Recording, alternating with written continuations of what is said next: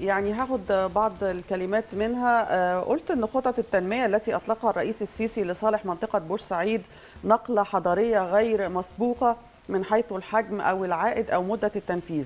أيضا من الواضح أن الرئيس السيسي أصبح مرادفا لكلمة الصدق، تلك الصفة وراء حالة الهدوء والقناعة التي تميز بها رد فعل الناس. بورسعيد في يوم وليلة تحولت من محافظة سيئة الحظ ومحاصرة إلى أسعد محافظات مصر وأكثرها ثقة في المستقبل. وتنتقل بعد كده للكلام عن النادي المصري اللي لازم يبقى له حظ تمام. من التنمية. تمام. اتفضل. اولا انا سعيد بزياره الرئيس السيسي لبورسعيد، لان تصادف ان انا ملف بورسعيد كمدينه وكنادي مصري كان معايا اكثر من شهر، اكثر من شهر ونص، ورحت زرت المدينه وشفت ايه المشاكل اللي فيها. كنت مطالب ان الرئيس، لان وزراء ما يقدرش اي وزير في الحكومه الحاليه كان يستطيع ان هو يحل مشاكل بورسعيد او يحاول حتى مشكله واحده. نعم. بورسعيد، اهالينا في بورسعيد كانوا بيشعروا بالظلم وبيشعروا ان هم محاصرين، بيشعروا ان المحافظات دي في وادي وهم في وادي، بيشعروا ان الدوله بصفه عامه او الحكومه بصفه خاصه بتعاندهم. لكن انا شايفه في الفتره اللي فاتت، بعد اولا كتبت عن كده، وكتبت عن مشاكل، وكتبت ان لازم سياده الرئيس هو اللي يروح، رئيس السيسي بنفسه، لان الرئيس لما بيروح بيدي ثقه لكل الوزارات، او بيفتح حاجات كتيره قوي، بيحل مشاكل مزمنه، وخاصه ان مشاكل بورسعيد كانت مزمنه. اللي انا شايفه في حاجه، مجموعه ملاحظات كده حصلت في بورسعيد. نمره واحد، اكتشفنا ان استاد بورسعيد اللي هو يعني استاد اللي هو الملعب الرئيسي، نعم، مش ملك النادي، اتسرق من النادي المصري. فطبعا دي مشكله، يعني ما حدش يتوقع ان ممكن الملكيه تنتقل من المحافظه تاني للمحافظه. هي اصلا كان للمصري. نعم. وبرضه يا جماعه لازم ناخد بالنا من حاجه، ان الاستاد ده اتعمل بتبرعات الناس، يعني مش بالدوله، الدوله ما ساهمتش. شركه قناه السويس دفعت. طب وانتقل ازاي للمحافظه؟ لان كان في مشروع الهدف، لو انت فاكره، كان في بطوله الناشئين، بطوله عالم الناشئين اللي كانت اقيمت في القاهره، فكانوا اختاروا عدد من الاستادات وقالوا يا جماعه، ضحكوا بقى على بورسعيديه، قالوا لهم ده عشان نطور الاستاد ده لازم تتنازلوا ملكيته المحافظه، لان المشروع ما بيطورش انديه، وده غير صحيح طبعا، بدليل ان الكليه الحربيه، نادي الشمس وخلافه كلهم انديه، برضه قطاع انديه اتطورت الملاعب بتاعتها، وبرضه ما زالت او ما انتقلتش ملكيه الملاعب لجهات اخرى. فده كان ظلم وكان سرقه عيني عينك. المهم لحد دلوقتي المحافظ طبعا رجعه لهم مره، وخدوه مره ثانيه في 97، في 2007 تقريبا. اذا انت ولحد دلوقتي الاستاد ملك للمحافظه مش ملك للاستاد. ده موضوع شائك جدا، ونتمنى من الوزير خالد عبد العزيز يحاول يعيد الاستاد الى ملكيته الى النادي المصري. ادي واحد. نعم. النادي المصري نادي زي ما يكون اهله بيتعمدوا ان هو نادي يبقى فقير، يمد ايده يدور على راجل اعمال غني عشان يدفع مليون جنيه ولا حاجه، ويدفع مرتباته. حدوته معقده جدا ومؤلمه جدا لجماهير بورسعيد وللنادي المصري. طب يا جماعه، قعدت انا اكتب بقى الشهرين ونص اللي فاتوا دول، شهرين ونص، يا جماعه عايزين نعمل موارد، يا جماعه عايزين نفتح طاقه امل للشباب بورسعيد والنادي المصري بقطعه ارض، بمشروع مثلا يدر عليهم اموال. حدوته انا المشروع ده او الموضوع ده خدته على عاتقي لحد ما ناشدت الرئيس اكتر من مره في كتاباتي، من فضلك انت الحل السحري الوحيد. انت لو رحت، مجرد كل الوزراء هيروحوا هيساهموا ان هو بقدر الامكان يحلوا مشاكل بورسعيد. وحصلت انفراجه يعني غير مسبوقه، قد يكون فيها يعني مصادفه، يعني مش انا اللي قلت للرئيس السيسي ان هو يروح، لكن مصادفه مفرحه وانا سعيد وفخور بيها. ان الرئيس راح واطلق ما يسمى حزمه الحوافز اللي احنا شفناها، والمشروعات العملاقه من بورسعيد. لكن النادي المصري قعدت ادور كده مش لاقي حاجه، قعدت ادور في التاريخ. طيب، حاجه حصلت تاني في الحته ديت، سمير حلبيه رئيس النادي المصري قابل المهندس خالد مع المجموعه السبعه رؤساء الانديه للبحث عن عوده الجماهير، وهو قاعد بيشرح للمهندس السبع انديه الجماهيريه بالظبط. كان في اول امس بالظبط في خبر مفرح نتيجه اللي انا كتبته وانا فخور بيه برضه.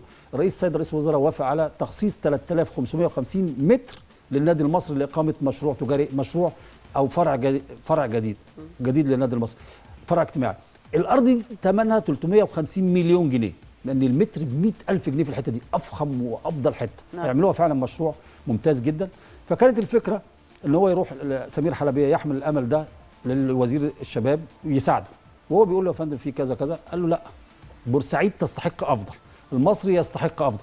هاتولي 10 او 20 فدان عشان اعمل لكم مشروع كبير قوي للنادي المصري، في ملاعب وفي حمامات وفي مجمع صالات زي ما كل الانديه بتعمل، زي الاتحاد السكندري في تجربه هنا عملها برضو. ده قرار تخصيص بالظبط 3550 متر اللي هم للنادي المصري الجديد، اللي هو مشروع هيبقى، انا شفت الرسومات بتاعته، مشروع ممتاز، في محلات، في صاله افراح، في فندق، في نادي اجتماعي، حاجه فخمه جدا. اعتقد ان هيجيب اموال ممتازه. ده حاجه، فده خبر مفرح. لكن في بقى حاجه اهم، اكتشفنا ان سمير حلبيه بيكلم الوزير بيقول له عايزين مساعده ومساعدتك في استكمال المشروع ده اللي هو 3500 متر. دي رسومات ايه دي اللي احنا شايفينها؟ دي ارض. اكتشف بقى حاجه ثانيه سمير حلبيه لما رجع من عند المهندس خالد. المهندس خالد بيقول له اديني حته ارض كبيره عشان ابنيها لكم زي النادي الاتحاد والاسماعيلي. الاتحاد 22 فدان، الاسماعيلي 17 فدان، مشروع يليق بالمحافظه. قعد يدور لقى النادي المصري كان في 23/11/2010 حطوا حجر الاساس ل 30 فدان جنوب بورسعيد، الكيلو 18 لوادي ادي حجر الاساس حاطينه، وادي قيادات المحافظ ورئيس النادي وقاعدين كلهم و100 يعني خلاص. والسجاده الحمراء كمان في الصحراء، ده في بحيره المنزله. يعني ده مشروع مش ممكن يكون ضحك على الناس، ومش ممكن يكون عاملينه مش عارف للتصوير والزوم، لا. اذا دي ارض ال 30 فدان، دي ارض النادي المصري. دلوقتي مشكله سمير حلبيه ومجلس الاداره ازاي يعيدوا الارض دي عشان يبداوا يبداوا يستثمروها، والمهندس خالد يدخل كشركه وزاره. المهندس خالد قال بوضوح انا عايز اعمل مشروع كبير جدا يليق بالمصري. هو سمير حلبيه اتصل بالمحافظ من مكتب المهندس خالد عبد العزيز، قال له في 30 فدان، قال له ده انا خصصناها مش عارف وجايبينها ودي للمصري، ولحد دلوقتي فيها مشاكل لكن هترجع. كل بورسعيديه دلوقتي عمالين يدوروا ازاي يرجعوا، واعتقد المشروع ده هيستكمل. وده كده يبقى اداره النادي المصري دخلت التاريخ، او النادي المصري بدا يحط ايده او اول خطوات الاستقرار باذن الله ان شاء الله. هناخد عنوان تاني من جريده الفريق عن المصري. حسام حسن الجديد افضل من حسام حسن القديم. العميد أصبح أكثر نضجا وجاهزا لمواجهة الكبار، ومباريات الدوري كشفت فكره المتطور. هو خلينا نقول لحسام حسن خالق، يعني عامل حالة، هو وإبراهيم حسن عاملين حالة مزاجية ممتازة أو رائعة بين جماهير النادي المصري في بورسعيد. ليه؟ هم حماسهم الناس بيحترموه، وحبهم للعبه الناس برضو بيحترموه، وعامل حركه حماس كبيره قوي بين اللعيبه. لاحظي ان النادي المصري بيضم لعيبه من 11 فرقه، يعني ازاي تعملي انسجام وازاي تدخلي بيهم الدوري في فتره بسيطه جدا وسط الامكانيات اللي كانت مش موجوده. ما فيش امكانيات خالص. النادي المصري يعني ربنا يعين كل القيادات اللي عنده ازاي بيدبر الموارد الماليه المطلوبه. حسام وابراهيم بيتقدموا صفوف في كل حاجه، غيورين جدا، نفسهم يعملوا حاجه للمصري، وفي نفس الوقت العطاء بتاعهم ده بيقابل من جماهير وكل المسؤولين في بورسعيد يعني بالاعجاب. فهو عامل حاله جديده جدا. هو مختلف زي العنوان اللي انت قلتيه. حسام بيزداد نضوج، بيبقى افضل. حسام من افضل المدربين. حسام مظلوم. حسام منه ما عندوش مجموعه عمل من الصحفيين او خلافه يقدروا يروجوا عنه زي الصحفيين في كل حته، او زي المدربين انصاف المدربين. حسام انا حاسس ان هو حاله ممتازه جدا، لكن مظلوم هو وابراهيم حسن. لكن برضه هيجي له وقت ان هو يرد له اعتباره. حسام يستطيع ان هو يدرب منتخب الوطني، لكن اللي انا شايف الانقسام حواليه او ان هو مش على علاقه او وفاق مع الاعلام، ده بيلعب دور كبير قوي ان هو ما ياخدش الحق بتاعه. نعم. طب انا في خبر النهارده يعني طلعتنا بيه وكالات الانباء، بما اننا ذكرنا الرئيس السيسي من شويه. نعم. الرئيس الموريتاني محمد ولد عبد العزيز النهارده كان بيحضر مباراه كاس السوبر في موريتانيا، وكان مشغول يعني